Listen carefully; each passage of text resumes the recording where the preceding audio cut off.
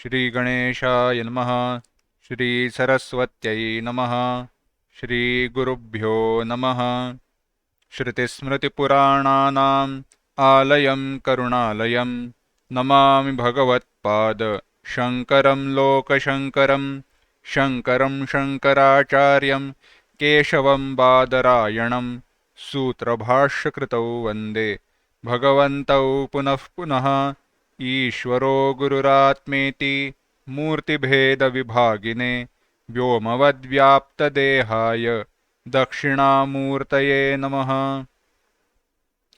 योऽन्तः प्रविश्य मम वाचमिमां प्रसुप्तां सञ्जीवयत्यखिलशक्तिधरस्वधाम्ना अन्यांश हस्तचरणश्रवणत्वगादीन् प्राणान्नमो भगवते पुरुषाय तुभ्यम्। वंशीविभूषितकरान्नवनीरदाभात् पीताम्बरादरुणबिम्बफलाधरोष्ठात् पूर्णेन्दुसुन्दरमुखादरविन्दनेत्रात् कृष्णात् परं किमपि तत्त्वमहं न जाने। वसुदेवसुतं देवं कंसचाणूरमर्दनं देवकी परमानन्दं कृष्णौ वन्दे जगद्गुरुम्।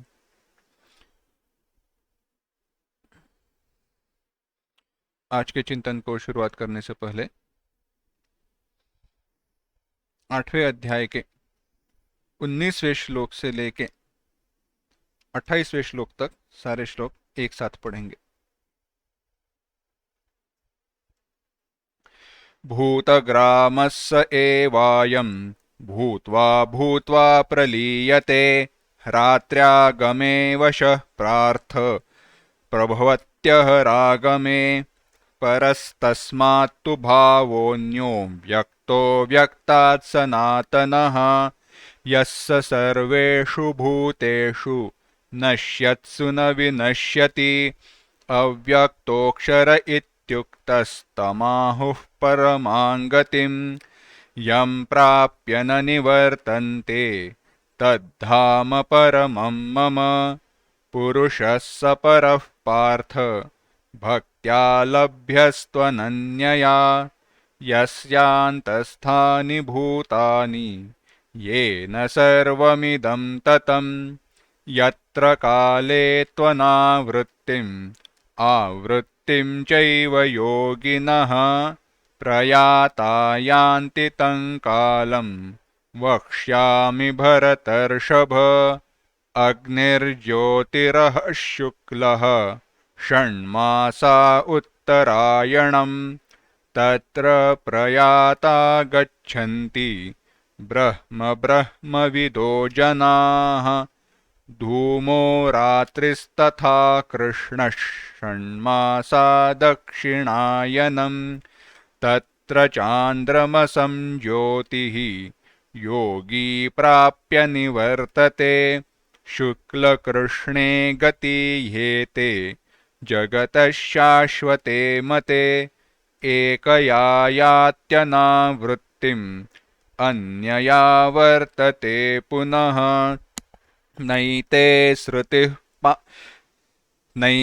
श्रुति पार्थ जानन् योगी मुह्यति कश्चन तस्मात् सर्वेषु कालेषु योगयुक्तो भवार्जुन वेदेषु यज्ञेषु तपस्सु चैव दानेषु यत्पुण्यफलं प्रदिष्टम् अत्येति तत्सर्वमिदं विदित्वा योगी परं स्थानमुपैति चाद्यम्। इस प्रकार से 8वां अध्याय समाप्त हुआ था। 8वें अध्याय में जो चिंतन किया था संपूर्ण 8वें अध्याय का एक बार पुनरावलोकन करते हैं। 8वें अध्याय की शुरुआत हुई थी प्रश्न से। 7वें अध्याय में इन प्रश्नों के बीज बोए गए थे। भगवान ने जब वर्णन किया कि इस प्रकार से चिंतन करने वाले लोग मुझे प्राप्त होते हैं, ते ब्रह्मविदुः, तो ऐसे कैसे है, ये कौन से लोग हैं, संयत चित्त कौन है, वह नियतात्म कौन है, भगवान ने जो भी कहा कि मुझे जानते हैं, यानी किमर्थम भजन्ते इति उच्यते, ये किस लिए मेरा भजन करते हैं, क्या जानना चाहते हैं। तो प्रश्न निर्माण हुए और प्रश्न थे, यह ब्रह्म क्या है, ब्रह्म तत्व क्या है, अध्यात्म तत्व क्या है, कर्म क्या है, जो भी अधिभूत कहा गया है वह अधिभूत क्या है, अधिदैव किसे कहते हैं, और भगवान है कृष्ण। मैं यह जानने की इच्छा रखता हूं कि जो भी संयत चित्त वाले योगी है उनके द्वारा आप मरण काल में किस प्रकार से जाने जाते हो और जाने जा सकते हो। अब इन प्रश्नों का जिक्र करने के बाद, इन प्रश्नों को उपस्थित करने के बाद भगवान उत्तर देना शुरू करते हैं कि ब्रह्म क्या है। यहां पर हमने बड़ा विचार किया था, देखा था ब्रह्म क्या है, तो कहा अक्षर ब्रह्म है। अक्षर, जिसका कभी क्षर नहीं होता, क्षय नहीं होता, जो कुछ भी कभी बदलता नहीं, वह ब्रह्म है। अब यह लक्षण हमें चिंतन में, मनन में, हमारी साधना में संपूर्ण जगत की तरफ, संपूर्ण जो कुछ भी हमें पता है उसकी तरफ लागू करने हैं। एक सामान्य आपको चिंतन के लिए, निधिध्यासन के लिए, मेडिटेशन के लिए एक प्रेरणादायक विचार या फिर एक प्रक्रिया दे देते हैं। ब्रह्म है अक्षर, ब्रह्म को जानना है यानी अक्षर को जानना है। अक्षर माने जिसका अक्षर नहीं होता वह अक्षर है। तो अब चिंतन करो, जगत में ऐसी क्या वस्तु है, क्या चीज है, ऐसा क्या है, पदार्थ कहना है तो कहो, पदार्थ, वस्तु, या उत्तम शब्द होगा तत्व, क्या है जो कभी क्षय नहीं होता, जिसका कभी क्षर नहीं होता, वह क्या है। जगत तो हो ही नहीं सकता, क्योंकि जगत तो बदलते रहता है, उत्क्रांति उसका स्वभाव है। जो नक्शा कुछ साल पहले था वह आज अभी नहीं है। पड़ोस में जो बिल्डिंग थी वह अब गिर के नई हुई है, रीडेवलप हुई है। जगत बदल रहा है। इतना ही नहीं, जिसको, यानी हम जगत में किसका विचार कर रहा हूं, स्थूल जगत, वस्तुओं का विचार कर रहा हूं। जीवों का विचार करें तो कितने सारे जीव मरते हैं फिर से जन्म लेते हैं। यानी बदलना यह सारे भूत सृष्टि का स्वभाव है। और यह सारे, इसमें क्या लेना है, किसका हमें गणन करना है, तो जो कुछ भी जाना जाता है वह संपूर्ण भूत सृष्टि, जो कुछ भी जाना जाता है, देखा जा सकता है, सूंघा जा सकता है, स्पर्श किया जा सकता है, चखा जा सकता है, सुना जा सकता है। पांचों इंद्रियों द्वारा, पांचों ज्ञानेंद्रियों द्वारा जिसका भी ज्ञान होता है वह सब कुछ क्षर होता है, क्योंकि नष्ट हो रहा है।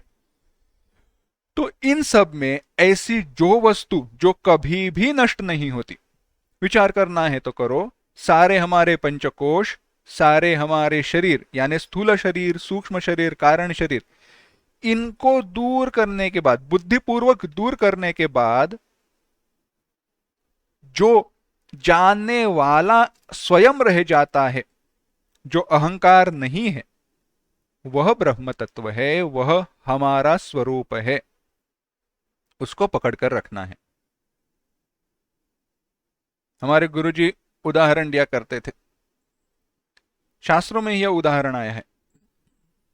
अगर आपने केले के खंबे को देखा रहेगा, केला का जो वृक्ष रहता है उसको अगर आपने देखा रहेगा, तो उसके जो छिलके रहते हैं ना, एक एक आप दूर करते जाओ,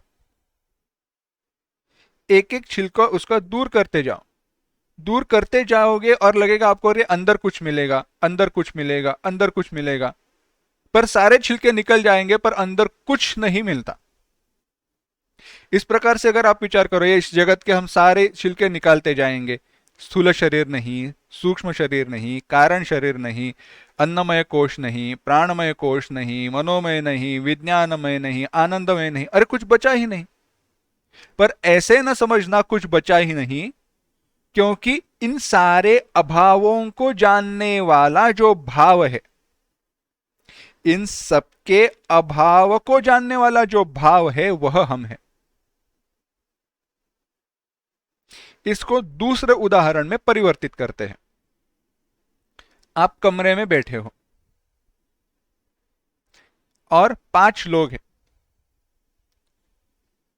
आपने कहा पहला व्यक्ति चला गया, पहला आदमी चला गया, दूसरा चला गया, तीसरी व्यक्ति चली गई। एक एक करके 5 लोग चले जाने के बाद उस कमरे में क्या बचा?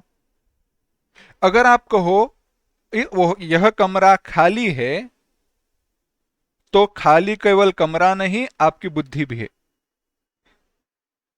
क्योंकि खाली है, कमरा खाली है, यह देखने के लिए आप स्वयं उस कमरे में हो ना। और यह गलती तो हम हमेशा करते हैं, हम हैं स्वयं कमरे में। मजे की बात बताते हैं। होता ऐसे है, कोई प्रोग्राम रहता है, हॉल बुक किया हुआ रहता है, पहले पहुंच जाते हैं, आयोजक वगैरह कोई नहीं रहता, तो आयोजक बताते हैं अरे देखो कोई तो रहेगा, कौन आया है? तो यह कहता है कोई नहीं। अरे ये स्वयं आया है, यह भूल गया है ना। वहां पे हॉल में, कमरे में हम स्वयं है, यह हम भूल जाते हैं और कहते हैं खाली है। इसी प्रकार से ऐसे न हो, इसीलिए कहा यह अक्षर, इसका जो साक्षी है वह ब्रह्म है। और इसीलिए कहा भूत भावोद्भव करहा। स्वभाव क्या है? तो स्वभाव का भी अर्थ बताया था। भूतों का भाव, उसका उद्भाव, यानी भूतों की उत्पत्ति करने वाला यह जो है वह स्वभावोध्यात्म उच्यते। बाद में स्वभाव को अध्यात्म कहा। भूत भावोत्करः विसर्गः, उसको कर्म कहा गया, यानी यज्ञ को कर्म कहा। स्वभाव अध्यात्म ही स्वभाव कहा जाता है। यह सब विचार करते हुए अधिभूतं क्षरो बाहवः, जो भी क्षर, जो अक्षर के विरुद्ध जो भी क्षय विनाशी भाव है, वह सारे अधिभूत है। यह संपूर्ण सृष्टि है, जगत है। पुरुषश्चाधिदैवतम, अधिदैव क्या है? तो हिरण्यगर्भ है। वह चेतन तत्व जो उपाधि के साथ दिखता है और जिसके कारण सारे भूत सृष्टि में चेतनता दिखाई देती है।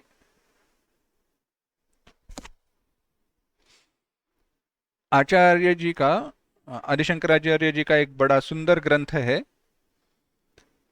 जहां पे तत्वमस्यादि का महावाक्यों का विचार किया गया है। नाम है वाक्य वृत्ति। तो वहां पे बड़े सुंदर शब्दों का आचार्य इस्तेमाल करते हैं, यही भाव वहां पे प्रकट करते हैं। कहते हैं जड़ा जड़ विभागोयम अजड़े मयि कल्पितः। जड़ा जड़ विभागोयम अजड़े मयि कल्पितः, अजड़ावदया भांति यत् सान्निध्यात् जड़ा अपि। जड़ माने जड़ बुद्धि हम कहते हैं ना, मंद बुद्धि, कोई ठीक से सोचता नहीं, जड़ कहते हैं। जड़ माने जहां पे कोई हिलना डुलना विचार कुछ नहीं दिखाई देता, जो निर्जीव है उसको कहते हैं जड़। जिसमें चेतना नहीं है उसको कहते हैं जड़। और अजड़ यानी जो चेतन है, कोई लाइवलीनेस हम कहते हैं ना, वो उत्साह, उत्फुल्लता, यह सब कुछ दिखाई देता है, उसे कहते हैं चेतन। तो जड़ भी जिसके कारण चेतनवत दिखाई देता है। उदाहरण हम कठपुतली वाले का लेते हैं। कठपुतली की वो गुड़िया है, क्या गुड़िया वो कठपुतली की स्वयं हिलती डुलती है? नहीं, हिलने डुलने की क्षमता उसमें है नहीं, परंतु वह हिलते हुए दिखाई देती है। किसके कारण? वह कठपुतली वाले के कारण।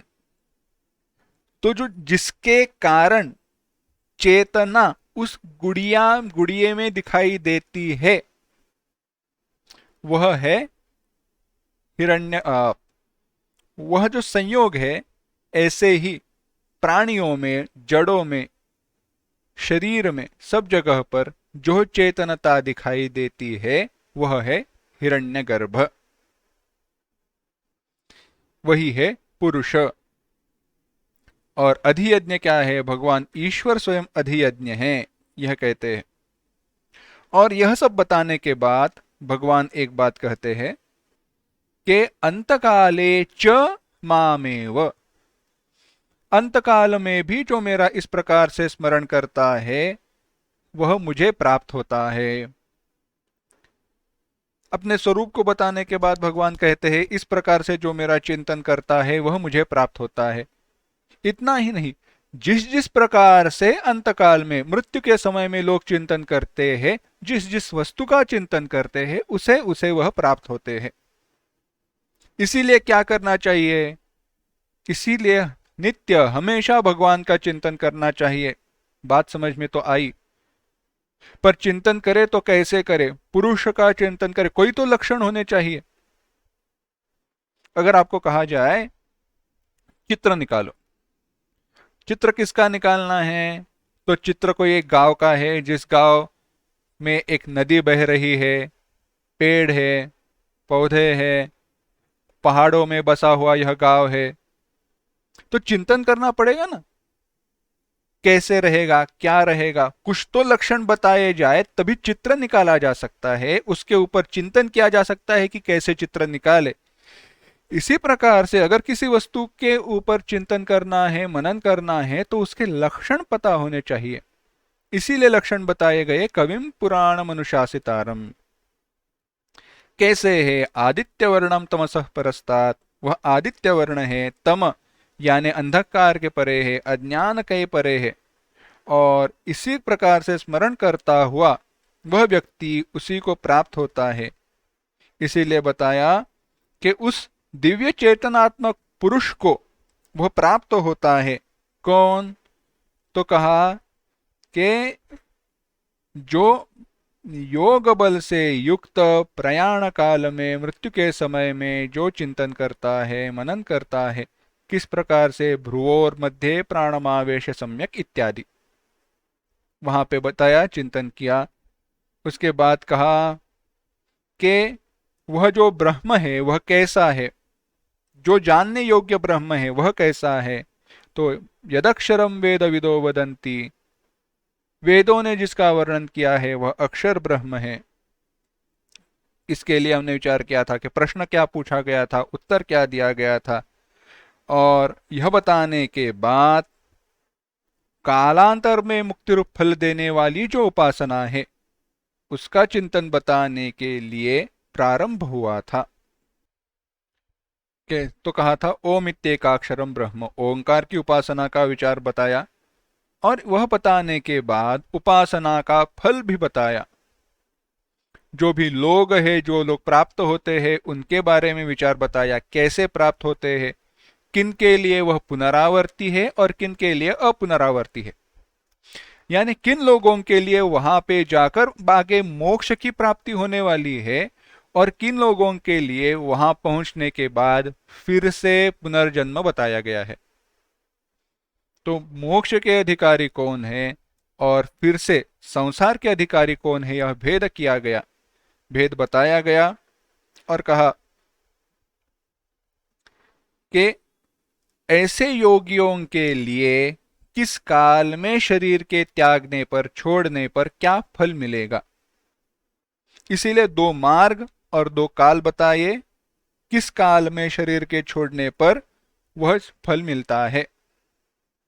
वो व्यक्तियों के, उन व्यक्तियों के लिए दो मार्ग बताए गए जिस काल में शरीर के छोड़ने पर विवक्षित फल मिलता है, बताया हुआ फल मिलता है। तो उत्तर मार्ग, दक्षिण मार्ग, सूर्य मार्ग, चंद्र मार्ग, सूर्ययान, चांद्रयान, अर्ची मार्ग, धूम्र मार्ग, तीन मार्ग बताए। या इसमें से जो पहले है उनमें से जाने वाले व्यक्ति को, उन मार्ग से जाने वाले व्यक्ति को कालांतर से मोक्ष की प्राप्ति होती है, दूसरे मार्ग से जाने वाले व्यक्ति को पुनर्जन्म की प्राप्ति होती है।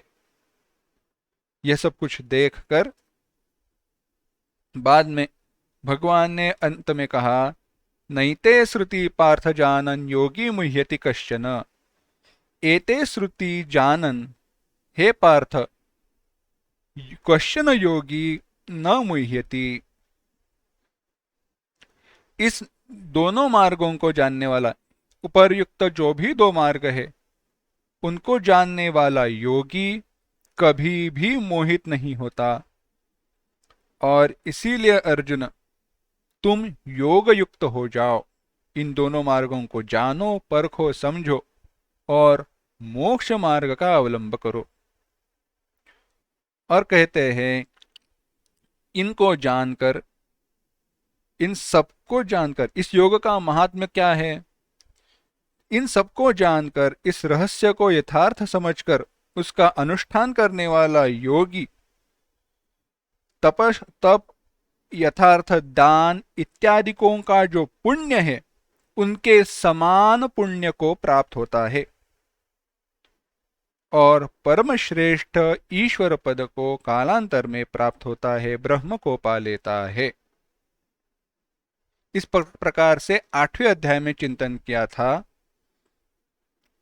उसी को दोहराते हुए, अल्प में बताते हुए भाष्यकार 9वें अध्याय का चिंतन शुरू करते हैं, उपोद्घात करते हैं। वहां पे वह कहते हैं कि 8वें अध्याय में योग नाड़ी द्वारा, यानी सुषुम्ना नाड़ी द्वारा धारणा योग करके अंगों के सहित जिसका वर्णन किया गया था, प्राणायाम का विचार वहां पे आया था। प्राणायाम, क्योंकि भ्रू और मध्य प्राणम आवेश सम्मक, वह सब जो बताया, यह सब करके उसका जो फल है, यानी अग्नि ज्योति आदि की प्राप्ति, यानी हिरण्यगर्भ लोक हो, ब्रह्मलोक हो, उत्तम लोक हो, उनकी प्राप्ति, चाहे वो पुनरावर्ती क्यों ना हो, फिर से पुनर्जन्म देने वाली हो या मोक्ष देने वाली हो, प्राप्ति रूप, अपुनरावृत्ति रूप वगैरह जो दिखाया। अब वहां पे यह शंका निर्माण होती है कि क्या उस परम पद के प्राप्ति का वही एक मार्ग है? देखो, कभी कोई एक बात का, कोई एक मार्ग का इतना गहरा चिंतन हो जाए, इतनी गहराई से बार बार जब बताया जाए, तो प्रश्न मन में यह निर्माण होता है, अरे क्या मोक्ष के प्राप्ति का यही एक मार्ग है? बाकी दूसरे मार्ग है ही नहीं, क्या बस यही करे? तो कहते हैं न, कि इस शंका को निवृत्त करने की इच्छा से भगवान आगे प्रवृत्त होकर 9वें अध्याय के चिंतन को शुरुआत करते हैं। 9वें अध्याय को देखते हैं। ओम श्री परमात्मने नमः। अथ नवमोऽध्यायः। श्रीभगवानुवाच इदं तु ते गुह्यतमम् प्रवक्ष्याम्यनसूयवे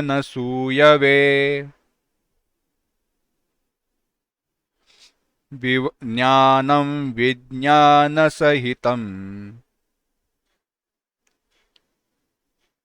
यज्ञात्वा मोक्ष्यसे शुभात्।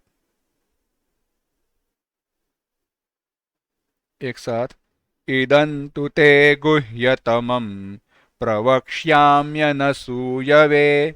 ज्ञानं विज्ञानसहितं यज्ञात्वा मोक्ष्यसे शुभात्।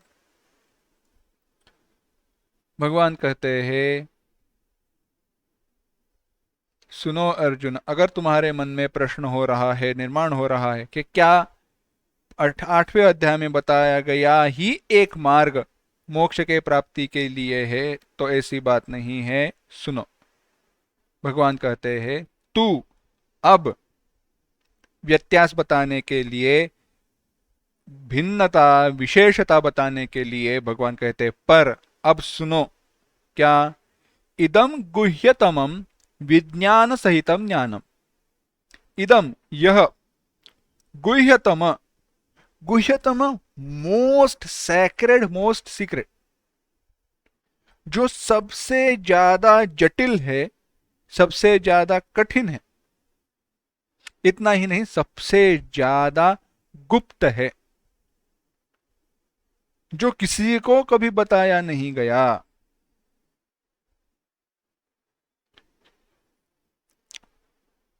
अत्यंत गोपनीय जो है, ऐसा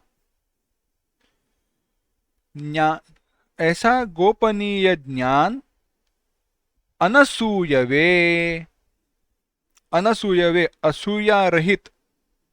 असूया क्या है? गुणेषु दोषानुदर्शनम असूया। गुणों को भी दोष की दृष्टि से देखना, दोष समझना असूया है। जो असूया रहित है, वैसे तुम हे अर्जुन, तुम्हें प्रवक्ष्यामि, मैं तुम्हें बताता हूं। यत, जो, ज्ञात्वा, जानकर, अशुभात मोक्ष से, अशुभ संसार से, मोक्ष से तुम मुक्त हो जाओगे। भगवान कहते हैं, हे अर्जुन, अब मैं तुम्हें ऐसा गोपनीय ज्ञान बताने वाला हूं, सबसे ज्यादा गुप्त ऐसा ज्ञान बताने वाला हूं, अनुभव सहित ज्ञान बताने वाला हूं, जिसको जानकर तुम इस अशुभ संसार से मुक्त हो जाओगे, इसे लांघ कर परे जाओगे। एक एक शब्द का, एक एक वाक्य का विचार करते हैं। भगवान कहते हैं, इदम तुते गुह्यतमं विज्ञान सहितम ज्ञानम प्रवक्ष्यामि। तू, अब, हुआ ऐसे है, अब तो पहले ब्रह्म ज्ञान तो बताया जा चुका है ना। 8वें अध्याय में क्या कोई दूसरा विचार आया था? नहीं, विचार तो ब्रह्म ज्ञान का ही था। तो भगवान भाष्यकार यहां पे स्पष्टीकरण देते हैं। भगवान यहां पे क्या कहना चाहते हैं? भगवान श्री कृष्ण यहां पे क्या कहना चाहते हैं, इसका स्पष्टीकरण भाष्यकार देते हैं। कहते हैं, पहले अध्याय में भी भगवान, इस पहले अध्याय में यानी इसके पूर्व के अध्याय में ब्रह्म ज्ञान बताया जा चुका है, ज्ञान का विचार आ गया है। परंतु ब्रह्म ज्ञान का विचार जरूर आया है पूर्व के अध्याय में, इस अध्याय में, परंतु उसकी कोई विशेषता है। इसमें कोई तो विशेषता है, यह बताने के लिए इस श्लोक में तू यह शब्द आया है। इदंतु, यह तो, अब। इस तू शब्द की रचना अन्यान्य ज्ञानों से इसे अलग रखने के लिए, विशेषता से लक्षित करने के लिए की गई है। तो यह कैसा है? इदम क्या है? विशेष कौन सा है? तो कहते हैं, यह ब्रह्म ज्ञान बुद्धि के सामने रखकर, इदमस्तु सन्निकृष्टे, संस्कृत में कार्य का है, नियम है, सन्निकृष्ट जो कुछ भी सामने है ना, उसको कहते हैं इदम। इदम यह सर्वनाम से, यह। अब आपको मैं पूछता हूं, ज्ञान ऐसे दिखाओ, सामने लाओ, ये देखो, यानी कैसे है? समझो, यह किताब, यह किताब कहते हैं ना, यह किताब है, ऐसे ज्ञान लेकर आओ मेरे सामने, ला सकते हो? नहीं ला सकते। ज्ञान तो कोई ऐसी वस्तु है नहीं। और भगवान क्या कहते हैं? इदम ज्ञानम इदम गुह्यतमम ज्ञानम, जो अनुभव के सहित है। वाह रे वाह, ऐसे क्या ज्ञान लेकर आ सकते हैं? तो नहीं। तो यह जो अभी तुम्हारे सामने रखा था, तुम्हें पढ़ाया गया था, वह, तो उस ज्ञान के बारे में कहते हैं, जो बुद्धि के सामने रखकर कहा गया था, आपके सामने प्रकट किया गया था, वही ज्ञान फिर से बता रहे हैं, पर अब जो बता रहे हैं उसमें कोई विशेषता है। क्या विशेषता है? तो कहते हैं ज्ञानम विज्ञान सहितम। बड़ी सुंदर बात है। यह ज्ञान ही, यह जो ज्ञान है, ब्रह्म ज्ञान है, यही यथार्थ साक्षात मोक्ष प्राप्ति का साधन है। केवल ज्ञान ही मोक्ष प्राप्ति का साधन क्यों है? अगर इसका विचार करना है तो बस एक ही उत्तर है, क्योंकि बंध का कारण अज्ञान है। इसलिए बंध का कारण अज्ञान है, इसीलिए अज्ञान के विरुद्ध, अज्ञान के विरुद्ध जो है वह ज्ञान आवश्यक है। इस पर ज्यादा विचार नहीं करूंगा, बाद में जब संदर्भ आएगा, विशेष विचार आएगा, तब इसका विचार करते हैं। ज्ञान अज्ञान विरोधी कैसे है और बंध का कारण क्या है। परंतु यहां पे विचार करते हुए हमें आगे बढ़ना है कि पर यह तो ज्ञान बताया गया था। कविम पुराण मनुशासितारम यदक्षरम वेद विदो विदंती। अक्षर वगैरह आपने सब कुछ बताया, हाँ बताया जरूर, परंतु होता ऐसे है, एक केवल ज्ञान है और एक अनुभव सहित ज्ञान है। हमने इसका विचार लगभग 5वें अध्याय में, 7वें अध्याय में किया था, 7वें अध्याय में किया था। फिर से थोड़ा विचार करते हैं। क्या बताया? कहा विज्ञान सहितम ज्ञानम, अनुभव सहितम ज्ञानम। मैं तुम्हें अनुभव सहित ज्ञान कराता हूं। अनुभव सहित ज्ञान कराता हूं क्यों? इसको पाकर, यज ज्ञानम ज्ञात्वा, जिस ज्ञान को पाकर, अनुभव करके, निजी शब्द अच्छा शब्द है, साक्षात्कार के कारण संसार रूप बंधन से तुम मुक्त हो जाओगे। अनुभव सहित ज्ञान क्या है? बस एक ही उदाहरण बताता हूं, विषय समाप्त हो जाएगा। शक्कर, चीनी, चीनी मीठी है, यह हुआ ज्ञान। और किसी के मुंह में शक्कर रख के कहना, इसे मीठापन कहते हैं, यह शक्कर है इसलिए शक्कर मीठी होती है। यह अनुभव के सहित हुआ ज्ञान। चाहे किसी व्यक्ति को जिसने कभी शक्कर चखी न हो, मीठी वस्तु ही चखी न हो, उसको आप जितना भी बताओ, कितना भी क्यों ना बताओ, उसको अनुभव नहीं आने वाला कि शक्कर मीठी है। जब वह चखेगा तभी जाकर उसको अनुभव होने वाला है। इसी प्रकार सारे प्रतिबंधों को दूर करके यह जो ज्ञान है कि सब कुछ ब्रह्म है, इसको अपने स्वरूप में अनुभव करना, यही साक्षात्कार है, यह आवश्यक है। यह साक्षात्कार मैं तुम्हें कराऊंगा और वह कराने के लिए ऐसे ज्ञान को बताने वाला हूं। यह विचार भगवान यहां पे करते हैं। वासुदेव सर्वमिति, भाष्यकार यहां पे बताते हैं सब कुछ क्या है? सब कुछ वासुदेव, सब कुछ भगवान है। वासुदेव यानी वसुदेव के पुत्र, इस दृष्टि से वासुदेव नहीं। वासुषु प्राणेषु दिव्यति, कुछ इस प्रकार से उसका विग्रह होता है, यानी सारे प्राणियों को, सारे प्राणों को चेतना देने वाला। आगे कहते हैं आत्मैवेदम सर्वम, यह सब कुछ आत्मा ही है। एकमेवाद्वितीयम, वह एकमेवाद्वितीय है।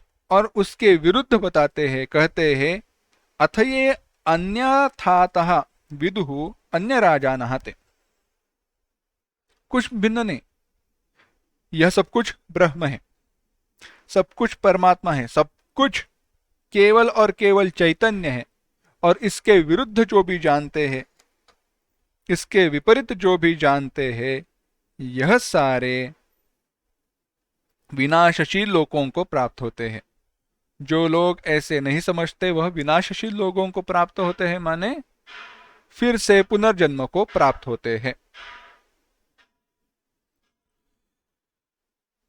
तो जब बताया सब कुछ ब्रह्म है तो कैसे समझे, तो बड़ा एक सुंदर दृष्टांत है। सुवर्णाचे मणी केले ते सोनियाच्या सुती वोविले, तैसे म्या जग धरिले सबाह्याभ्यंतर।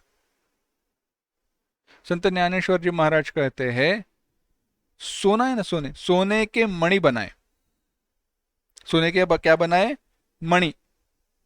अब उन मणियों में धागा बूनना है, धागा बोना है, तो उसमें क्या किया, धागा जो है वो भी सोने का ही बनाया।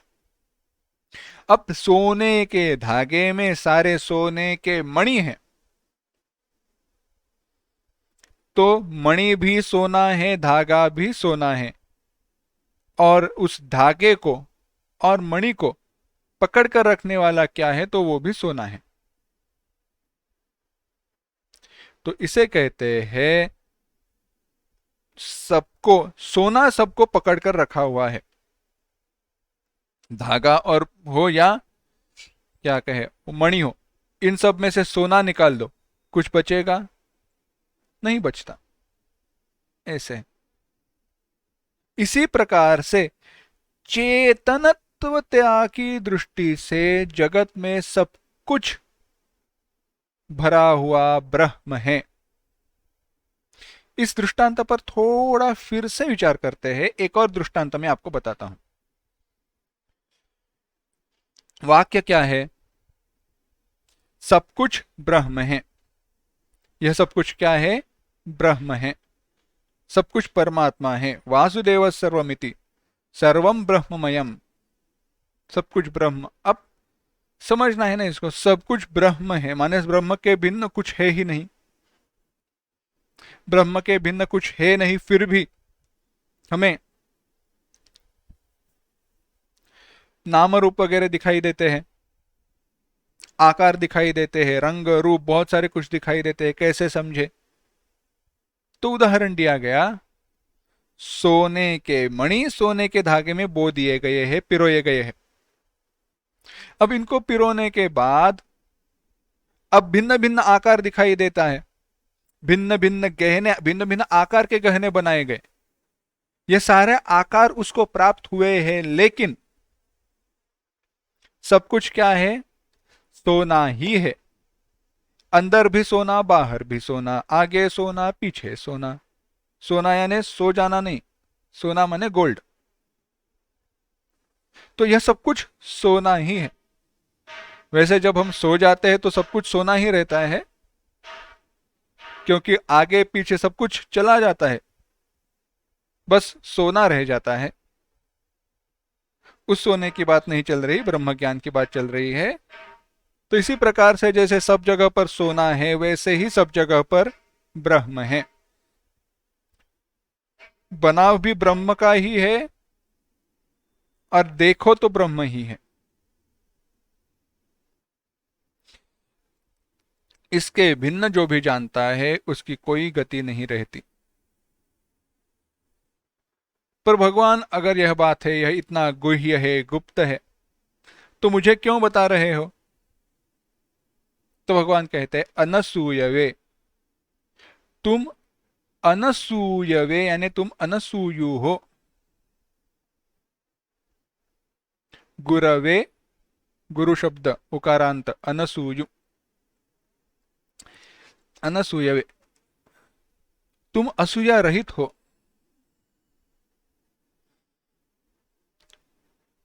अनुसूया रहित हो, अनुसूया, असूया तुम्हें नहीं है। तुम गुणों को दोष में परिवर्तित नहीं करते हो, इसीलिए। वह ज्ञान क्या है, कैसा है, तो भगवान उसके लिए कोई विशेषण बताते हैं। कहते हैं दूसरा श्लोक, राज विद्या राजगुह्यम पवित्रमिदमुत्तमम् प्रत्यक्ष्यावगमं धर्म्यं सुसुखं कर्तुमव्ययम्। एक साथ। राजविद्या राजगुह्यं पवित्रमिदमुत्तमम् प्रत्यक्ष्यावगमं धर्म्यं सुसुखं कर्तुमव्ययम्। भगवान कहते हैं, हे अर्जुन, यह ज्ञान कैसा है? राजविद्या। राजविद्या, विद्यायाः राजा, विद्यानाम राजा। जो भी कोई विद्याएं है उन सबका यह राजा है, श्रेष्ठ है। राजगुह्यम, सारे जो भी गुह्य है, सारे जो भी कोई गुप्त है, गुप्त माने जो भी कोई सीक्रेट्स है, इन सबका यह राजा है। इतना ही नहीं, गोप यानी गुप्त रखने योग्य भावों का यह राजा है। इतना ही नहीं, पवित्रम, अत्यंत पावन है, अत्यंत शुद्ध है। इदम उत्तमम, यह उत्तम ऐसा जो ज्ञान है, कैसे? प्रत्यक्षावगमम, साक्षात अनुभव हो सकता है। प्रत्यक्ष, यहां पे प्रत्यक्ष का अधिकार है स्वयं, साक्षात्कार। क्योंकि प्रत्यक्ष यानी इंद्रियों के, वास्तव में प्रत्यक्ष इस शब्द का अर्थ होता है इंद्रियों के द्वारा अनुभवजन्य, परंतु समझाने के लिए उसके अलावा दूसरा शब्द न होने के कारण यहां पे प्रत्यक्ष इस शब्द का उपयोग किया है। धर्म्यम, यह धर्म के अनुरूप है। धर्म के अनुरूप यानी श्रुति से विरुद्ध नहीं है, सिद्धांतों के विरुद्ध नहीं है। इतना ही नहीं, सुसुखम कर्तुम, कर्तुम प्राप्त करने के लिए, सुसुखम अत्यंत सुलभ है। सुखे न, सुष्ठु, अत्यंत आसानी से बिना कष्ट के यह प्राप्त हो सकता है। अव्ययम, और यह ज्ञान अव्यय है, कभी नष्ट नहीं होता, कभी चला नहीं जाता। कर्म के फल के अनुसार इसका फल कभी क्षीण नहीं होता, नष्ट नहीं होता। कहते हैं, देखना, राज विद्या, एक एक शब्द का विचार करते हैं। भगवान कहते हैं यह कैसा ज्ञान है? राज विद्या, यह विद्याओं का, विद्या नाम राजा, यह सारे विद्याओं का राजा है। क्यों? ब्रह्म विद्या सारे विद्याओं में श्रेष्ठ इसीलिए है क्योंकि इसको प्राप्त करने पर प्राप्त करने योग्य कुछ नहीं बचता।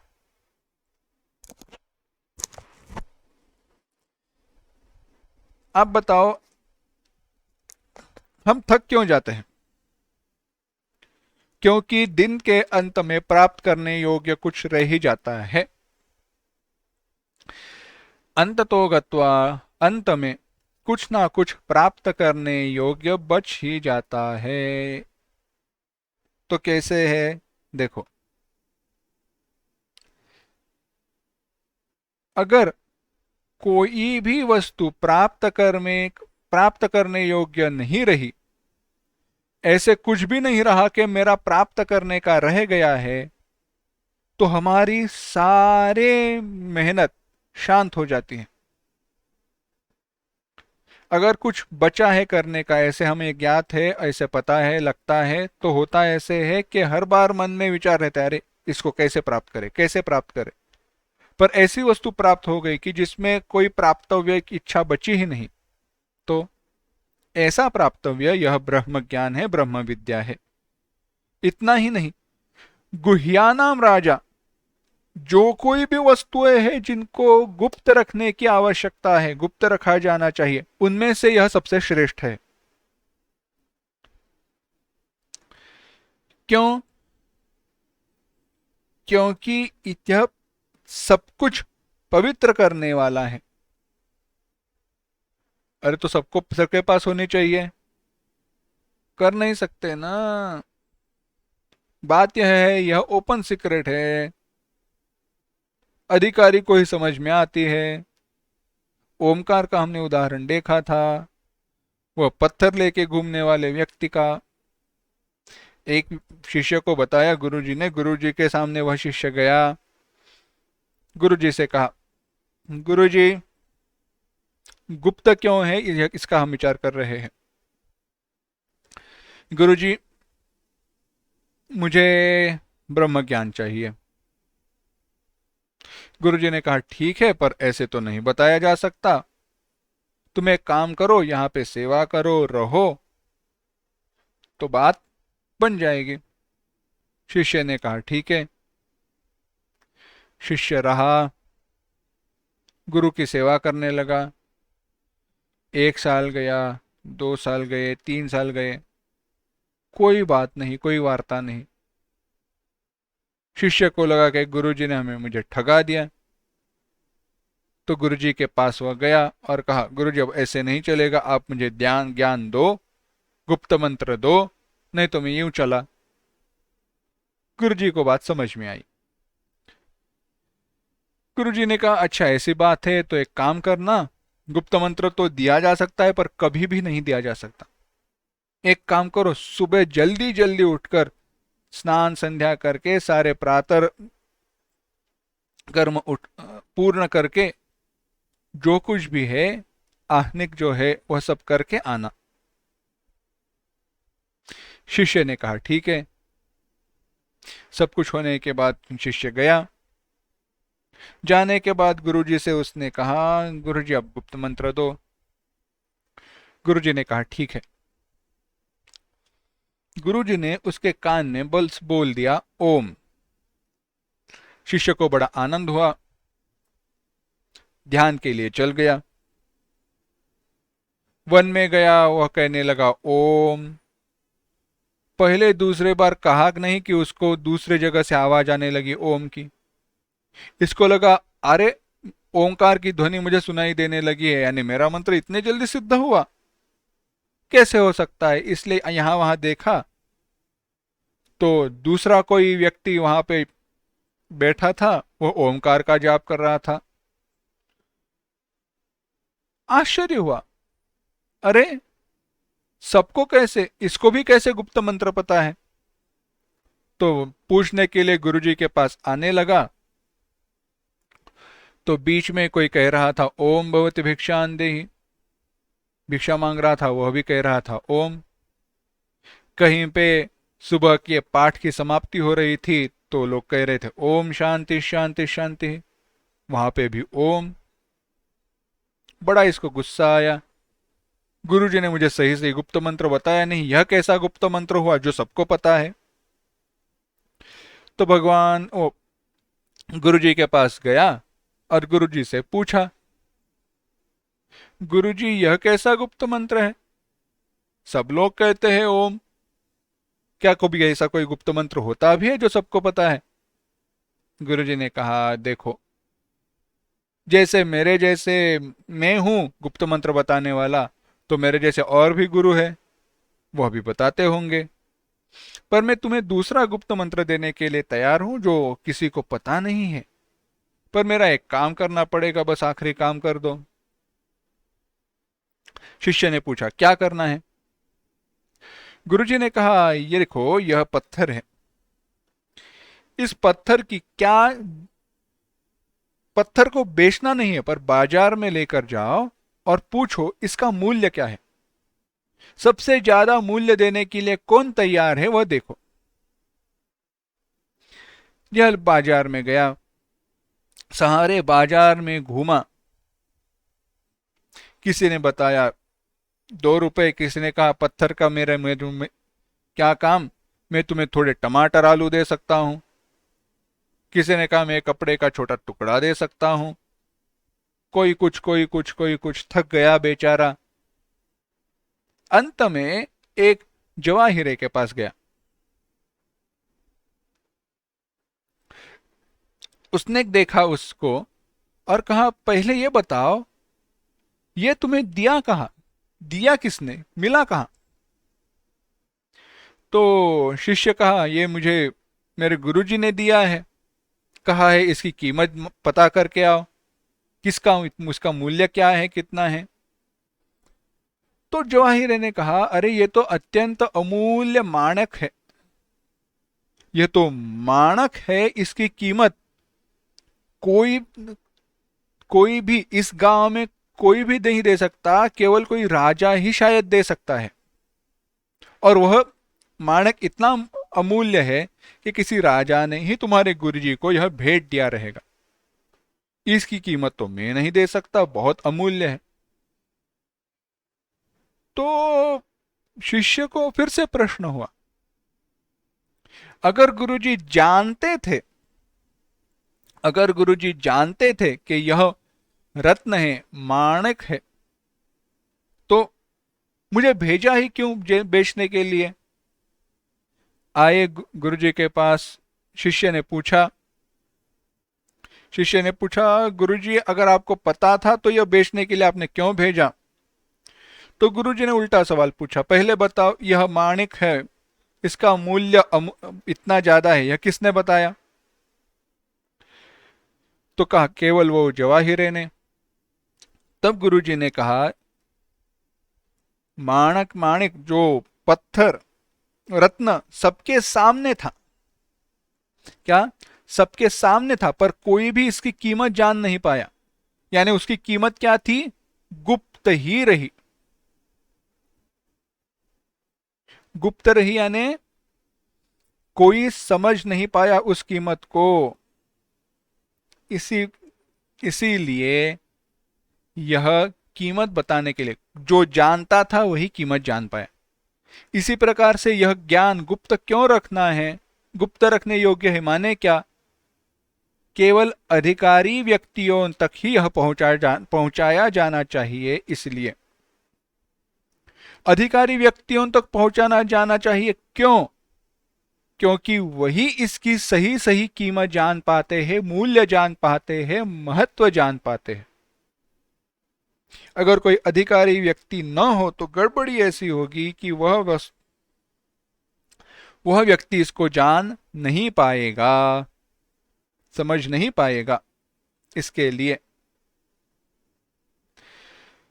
तो कहते हैं, ऐसा यह गुह्य ज्ञान क्या करता है, अनेक जन्म सहस्र संचितमपि धर्माधर्मादि समूलम कर्म क्षणात् भस्मीकरोति। जो कुछ भी तुम्हारा बना हुआ पाप है, पुण्य है, जो कुछ भी पुनर्जन्म के लिए निर्माण हुए गए कारण है, उन सारे कारणों को यह एक ही क्षण में भस्म कर देता है, नष्ट कर देता है।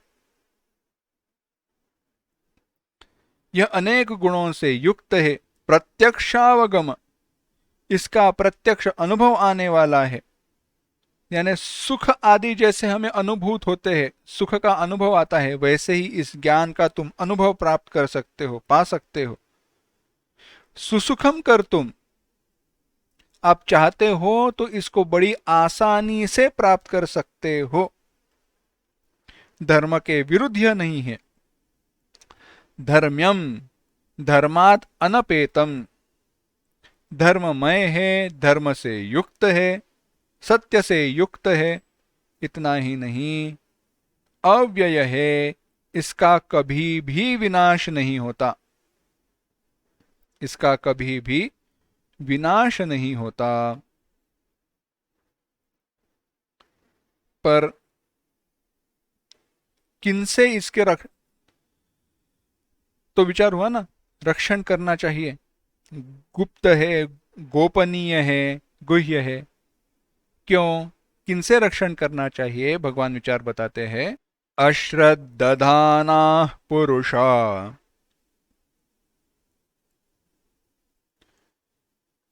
धर्मस्यास्य परन्तप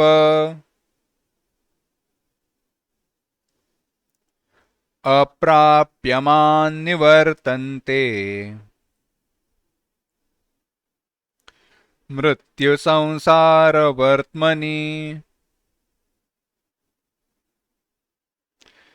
अश्रद्धधाना पुरुषा अश्रद्धधाना पुरुषा धर्मस्यास्य परन्तप अप्राप्यमान् निवर्तन्ते मृत्यु संसारवर्त्मनि। अश्रद्धधाना पुरुषाः, पुरुषाः जो भी सारे पुरुष है कैसे है? अश्रद्धधानाः, जो अश्रद्ध है। अस्य धर्मस्य, इस आत्मज्ञान के धर्म पर, स्वरूप पर श्रद्धा न रखने वाले, उनको हे परंतप, हे अर्जुन, माम अप्राप्य, मुझे प्राप्त न होकर, मृत्यु संसार वर्त्मनि निवर्तन्ते, मृत्यु संसार वर्त्मन, मृत्युयुक्त जो संसार है उस मार्ग पर ले जाने वाला, यानी नरक, तीर्यक योनि इत्यादि का मार्ग पर जाकर बारंबार उसी मार्ग में घूमते रहते हैं। भगवान क्या कह रहे हैं देखो, ये बताते हैं यह बात श्रद्धा की है, समझने की है। केवल थोड़ा यहां पे एक अलग से विचार करते हैं। छोटे बच्चे रहते हैं, देखो छोटे बच्चे अपने माता पिता से बहुत कुछ सीखते हैं। वो क्यों सीख पाते हैं? क्योंकि उनकी उनके ऊपर श्रद्धा है। वो बच्चों की अपने माता पिता के ऊपर श्रद्धा है, उनको पता है कि यह जो कुछ भी बताएंगे सही रहेगा, मेरे भले के लिए रहेगा, इसीलिए उनके पास, उनसे वह सीख पाते हैं। अगर श्रद्धा नहीं होती तो हम कभी सीखते नहीं थे। बताओ, कोई व्यक्ति है, आपको पता है वह हर बार झूठ ही बोलता है, झूठी बातें बताता है, कभी सच बताता नहीं है, तो उसके वचनों पर आपकी श्रद्धा नहीं रहती, आपका विश्वास नहीं रहता, तो वह जो कुछ भी कहे आप उसके ऊपर विश्वास नहीं करते हैं, श्रद्धा नहीं होती है। यानी वो अगर सच भी कहे तो भी आपको झूठ ही लगेगा। इसी प्रकार से जो अश्रद्धधाना, अश्रद्ध है, श्रद्धा रहित है, किसमें अश्रद्ध है? तो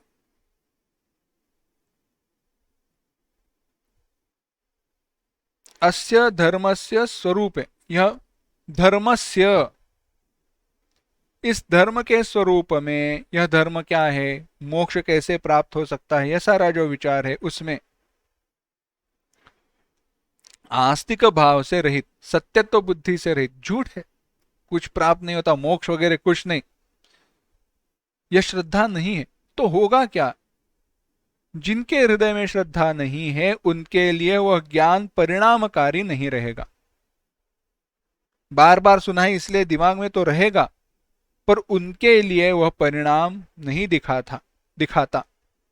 और उनसे इसको गुप्त इसके लिए रखना है क्योंकि यह जाकर दूसरों का बुद्धि भेद करते हैं, दूसरों को जाकर उल्टा सीधा बताएंगे, क्योंकि खुद ने तो कुछ किया नहीं और दूसरों को बताते हैं नहीं, ऐसी बात है। तो ऐसे अश्रद्ध पुरुष है, उनको यह देना नहीं है। और ऐसे लोग, होता क्या है, अप्राप्य माम निवर्तन्ते मृत्यु संसार वर्त्मनि, ऐसे लोग स्वयं तो मुझे प्राप्त होते ही नहीं है, कभी मुझ भगवान को प्राप्त होते ही नहीं है, परंतु इतना ही नहीं, होता क्या है, मुझे प्राप्त न होते हुए संसार को प्राप्त होते हैं, नरक में चले जाते हैं, फिर से जन्म लेते हैं, प्राणियों के योनि में चले जाते हैं, फिर से नरक में जाते हैं, फिर से जन्म लेते हैं, कभी कहीं पे मनुष्य शरीर मिलता है, पुरानी वासनाएं आती है, अश्रद्ध रहते हैं, फिर से नरक में चले जाते हैं। यह आवर्तन चलते ही रहता है। इस प्रकार से ज्ञान की प्रशंसा करके, ज्ञान की स्तुति करके अब अर्जुन का ध्यान इकट्ठा करके अभिमुखीकृत्य भगवान अब बताते हैं। चौथा श्लोक देखना। भगवान बताते हैं, मया ततमिदं सर्वम् जगदव्यक्तमूर्तिना मत्स्थानि सर्वभूतानि न चाहं तेष्वस्थितः मया ततमिदं सर्वं जगदव्यक्तमूर्तिना मत्स्थानि सर्वभूतानि न चाहं तेष्वस्थितः। भगवान कहते हैं, हे अर्जुन, मया अव्यक्त मूर्तिना, जिसे अव्यक्त मूर्ति, जिसकी मूर्ति नहीं है, जिसका रूप नहीं है, जो अव्यक्त है, उसके द्वारा इदम सर्वम जगत, यह संपूर्ण जो जगत है, ततम व्याप्त है। इतना ही नहीं, आगे कहते हैं सर्वभूतानि, सारे भूत, मत्स्थानी, मुझ में स्थित है, परंतु न चाहम तेषु अवस्थितः, मैं उनमें नहीं हूं, अवस्थित नहीं हूं, मैं उन भूतों में नहीं रहता हूं। यह कैसी बात हुई? इस पर विचार करते हैं। आपने तो कहा था सब जगह पर ब्रह्म है, और अब कहते हो भूतों में यह ब्रह्म नहीं है, मैं आप नहीं हो। यह कैसे है? पहले उदाहरण बताते हैं, बाद में विचार करेंगे, सिद्धांत की तरफ आएंगे।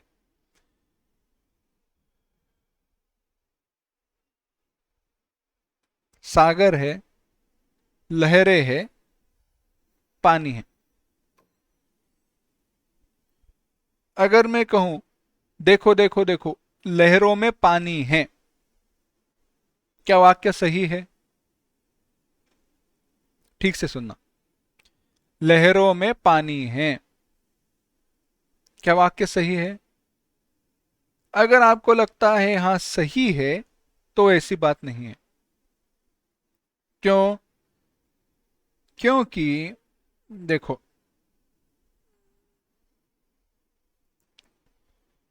पानी, लहरें लहरें, यह क्या है? यह नाम और रूप है। पानी की लहरें पानी की बनी है, पर लहरों में पानी नहीं है। क्योंकि लहरों में अगर पानी होता तो लहरें अपना आकार कभी नहीं छोड़ती थी। दूसरा उदाहरण बताते हैं। गहनों में सोना है या सोने के गहने हैं? सही वाक्य क्या है? गहनों में अगर सोना होता तो जहां जहां पर भी गहना, यह रूप दिखाई देता है, गहना। कंगन ले लो, चलो, कंगन में सोना है या सोने का कंगन है? कंगन यह नाम और रूप है, और अगर कंगन में सोना होता तो जहां पर भी कंगन है, वह सब जगह पर सोना चला जाता। जैसे वायु सर्वत्र है, सब जगह पर है ना, इस प्रकार से है क्या? नहीं। उस नाम और रूप में, कंगन यह नाम, और उसका जो रूप है, गोलाई वगैरह, वर्तुलाकार वगैरह, उसमें सोना नहीं है। सोना उससे भिन्न है। हाँ, सोने को वह आकार प्राप्त हुआ रहेगा, भासता रहेगा, भास रहा है, उसको आकार प्राप्त हुआ सा, पर वैसी बात नहीं है। इसी प्रकार से भगवान कहते हैं न चाहम तेष्वस्थितः, मैं भूतों में नहीं हूं। जिस नाम रूप को तुम देख रहे हो ना, वह नाम रूप में नहीं हूं। बस उस नाम रूप को बाजू में रख दो। समझो अगर कोई व्यक्ति आया, उस कंगन को लेकर आया सोने का, और बेचने लगा।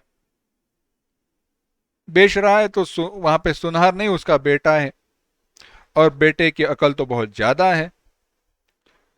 तो जब रखा, देखो मुझे ये बेचना है, तो बेटे ने कहा सोना किधर है। ये आदमी कह रहा है अरे ये देखो सोना है, बेटा कह रहा है ये कंगन है, वो सोना किधर है। क्या बेटे की बात गलत है? बेटे की बात गलत नहीं है। बेटा पूछ रहा है सोना किधर है, ये बोल रहा है ये कंगन है। पर वह ये नहीं समझ रहा कंगन बिल्कुल है ही नहीं। कंगन नहीं तो सोना बेच रहे, सोना बेच रहे, उस सोने को कंगन का आकार प्राप्त हुआ रहेगा। तो उसने बताया अरे नहीं, इस देखो कंगन किसका बना हुआ है, सोने का बना हुआ है। तो बेटा जैसे कहा, बड़ा होशियार था, तो उसने समझ लिया कंगन क्या होता है, सोना होता है।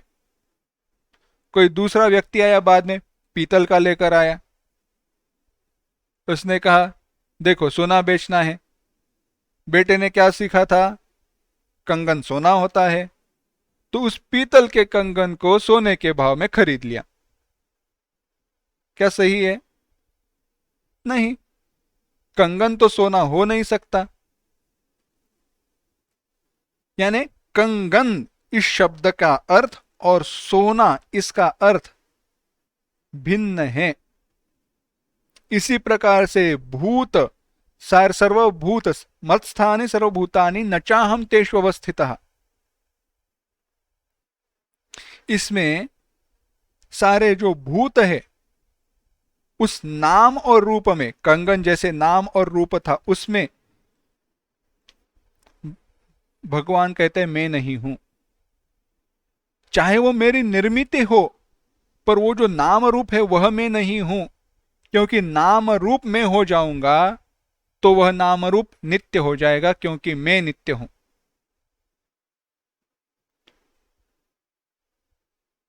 इस दृष्टि से एक सिद्धांत बताते हैं, इसके ऊपर और चिंतन अगली बार करेंगे। सिद्धांत यह है, वही वस्तु सत्य है जो कभी अपना आकार कभी बदलती नहीं है, तीनों काल में जो रहती है। कंगन यह नाम और कंगन यह रूप अगर सत्य होता तो वह कभी भी नष्ट होता नहीं, कभी भी नष्ट हो नहीं पाता। लेकिन कंगन को आप कंगन के सोने के कंगन को पिघलाकर उसकी अंगूठी बना सकते हो, कर्णभूषण बना सकते हो, नथनी बना सकते हो, अलग अलग अलंकार बना सकते हो ना। अगर वह रूप आकार रंग नित्य है, सत्य है, तो कभी बदल ही नहीं सकता था। और विचार है, इस विचार को अगली बार देखेंगे। ओम असतो मा सद्गमय, तमसो मा ज्योतिर्गमय, मृत्योर्मा अमृतंगमय। ओम शांति शांति शांति। हरि ओम। श्री गुरुभ्यो नमः। हरि ओम।